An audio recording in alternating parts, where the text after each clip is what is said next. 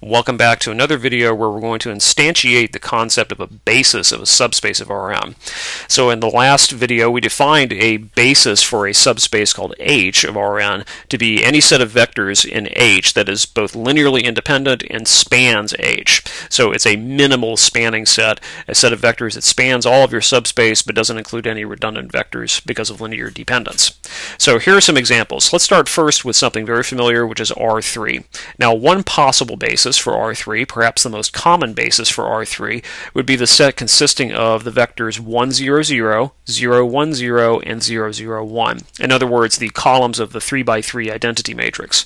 This set is linearly independent and spans all of R3 because of the invertible matrix theorem. If you take those three vectors and put them in as columns of a matrix, you clearly get the identity matrix, and that obviously is row equivalent to the identity matrix, and so therefore by the invertible matrix theorem, the columns of this matrix, which are our original three vectors, both span all of R3 and are linearly independent. This particular set of vectors is called the standard basis for R3, and we can generalize this to any value of n. The standard basis for Rn, for any n, is just the set of vectors who are the columns of the n by n identity matrix. But notice we don't say the basis for R3. It's only one possible basis for R3. In general, any given subspace can have many, many different bases. This is the standard basis for R3, but it doesn't have to be the only basis.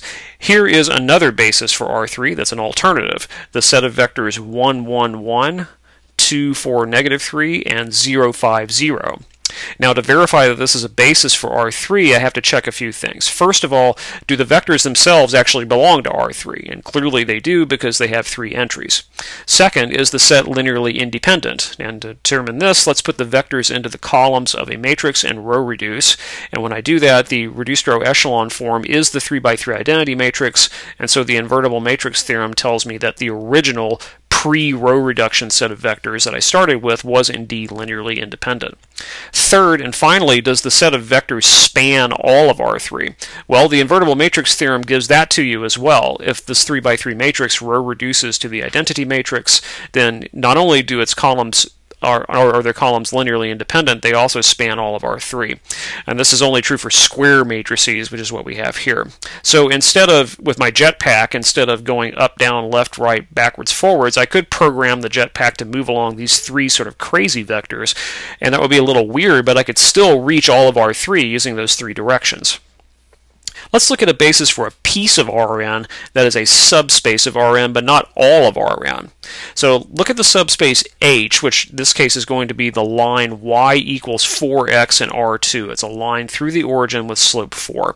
This is a subspace of R2 by an argument that we made for any line through the origin back in an earlier video. The line contains the 0 vector, it is closed under vector addition, and it is closed under scalar multiplication, so that makes it a subspace of R2, but clearly not all of R2.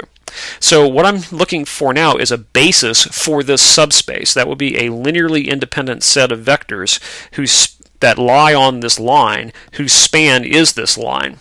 Now let's do this as a concept check. So once you see the question and the possible answers, pause the video and select what you think is the best answer, and then unpause the video for a solution. The correct answer among the ones listed here is B, the set consisting only of the vector 1, 4.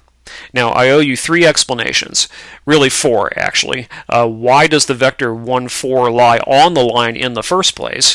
Why is the set consisting only of the vector 1, 4 linearly independent? And why does the set consisting of 1, 4 span the entire line? I also need to explain why the other options are wrong.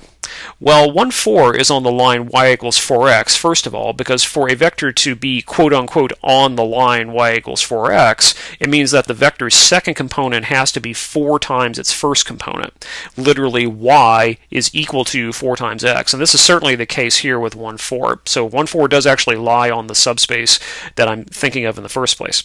Second, why is this one element set linearly independent? Well, if I set up the equation that's in the definition of linear linear independence. Note there's only one vector here, not a long sum of vectors. Now, according to that definition, this set is linearly independent if the only way to make this equation true is to have the weight equal to 0. That is certainly the case here. The only way this equation can possibly be true is to weight the vector with 0 in the first place.